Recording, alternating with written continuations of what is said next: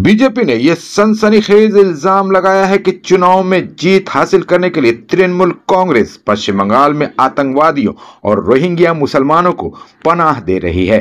BJP ने आज कोलकाता में ठाकुरपुकुर थाना के पास अटल बिहारी वाजपेयी के जन्म शताब्दी के तहत सुशासन दिवस कार्यक्रम आयोजित किया, जिसमें बीजेपी के कार्यकर्ता बड़ी तादाद में शामिल हुए।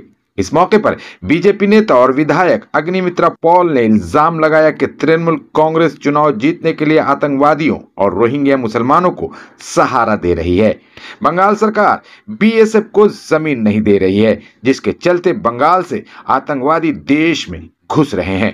आरजी कर मामले में सीबीआई की जांच का बचाव करते हुए अग्निमित्रा पॉल ने दावा किया कि संदीप घोष और टाला थाना के ओसी दोनों सरकारी कर्मचारी हैं।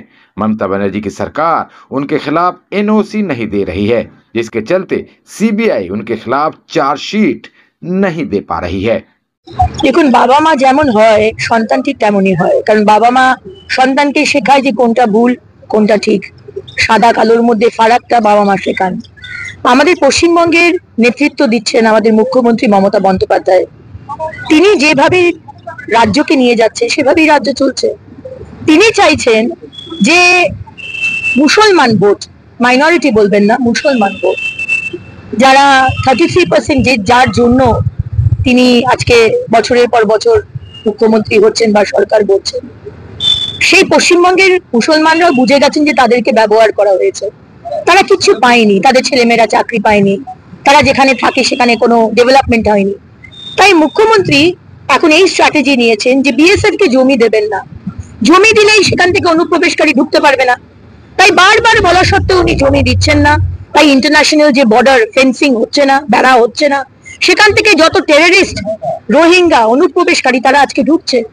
এবং ঢোকার পরে তৃণমূলের জনপ্রতিনিধি, যেরকম কদিন আগে আপনি দেখলেন কাশ্মীর থেকে চলে এসছে, পালিয়ে এইখানে আশ্রয় নিয়েছিল একজন টেররিস্ট, তার পিসির পুত্রবধূ, তিনি একজন পঞ্চায়েতের মেম্বার, তাকে দিয়ে তিনি আধার কার্ড বানিয়েছেন, ভোটার কার্ড বানিয়েছেন, রেশন কার্ড বানিয়েছেন।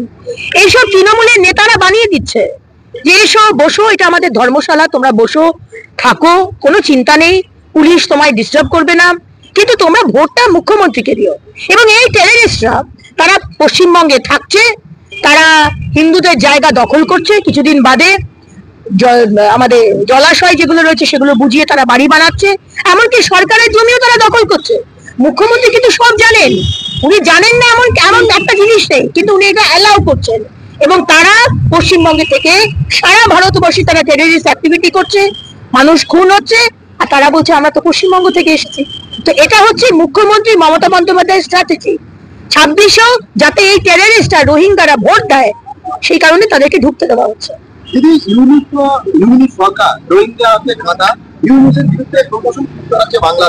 সাধারণ মানুষ এই মুহূর্তে বাংলাদেশের কাছে মাথা রাখা হলো রোহিঙ্গা, তাহলে কি তাদেরকে আশ্রয় দেওয়া কি মুখ্যমন্ত্রী? দেখুন, আমরা তো দেখে এসেছি রোহিঙ্গাদের, বাকি পশ্চিমবঙ্গ তো ছেড়েই দিলাম, বাকি ভারতবর্ষ তো ছেড়েই দিলাম। কদিন আগে কাশ্মীর থেকে 5 জন না 7 জনকে ধরা হয়েছে, যারা বাংলাদেশ থেকে জঙ্গলের মধ্য দিয়ে তারা ঢুকেছে কোন দিক দিয়ে? আসাম দিয়ে তো ঢুকতে পারবে না, কারণ হিমন্ত বিশ্ব শর্মা খেদাবে। আমাদের একমাত্র মমতাময়ী রয়েছেন, তিনি বলছেন আসো আসো থাকো এখানে, তো তার জন্যই আজকে হয়েছে। আর বাংলাদেশ রোহিঙ্গাদের কি নিয়ে ভাবছে সেটা নিয়ে তো আমাদের ভাবার কিছু নেই। কিন্তু আমার অবাক লাগে যে আমার মতো মানুষ যারা, আমার মতো মহিলারা যারা শিক্ষিত, তারা তো আজকে আমাদের বাংলাদেশে ছিল।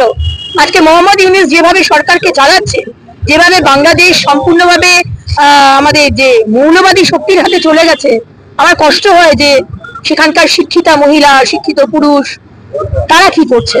কদিন আগে আমরা দেখলাম আমাদের একজন মুক্তিযোদ্ধা, তাকে মারধর করা হচ্ছে রাস্তায় টেনে এনে।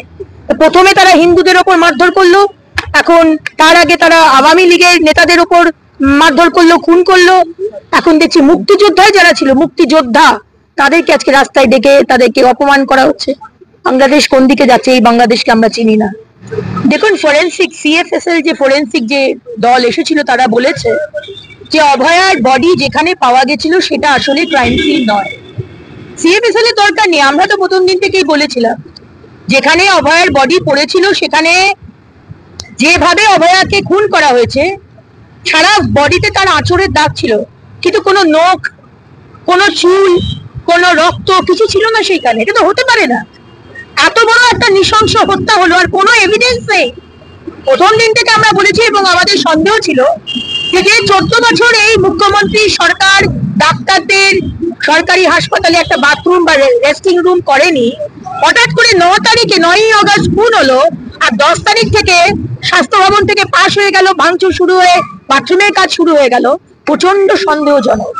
তো আমাদের ধারণা এই সব বাথরুম যেগুলোকে ভাঙা হয়েছে সেখানেও ক্রাইম সিন, আর যেটা আপনি বলছেন ওপরে দেখা গেছে সেটাও ক্রাইম সিন হতে পারে। এখন আমাদের দেখার দরকার নেই তারা কি করবে, সিআইডি কি করবে, সিবিআই কি করবে, মুখ্যমন্ত্রী কি করবে, বিনীত গোয়েল কি করবে, আমাদের দেখার দরকার নেই। আমাদের দেখার দরকার আমার বোনের বিচার চাই। আমরা এখনো বসে আছি, আমার বোনের বিচার চাই। এইভাবে চলতে পারে না, এইভাবে আমরা চলতে দেব না। আমরা ভোটার, আমরা সরকার বানাই।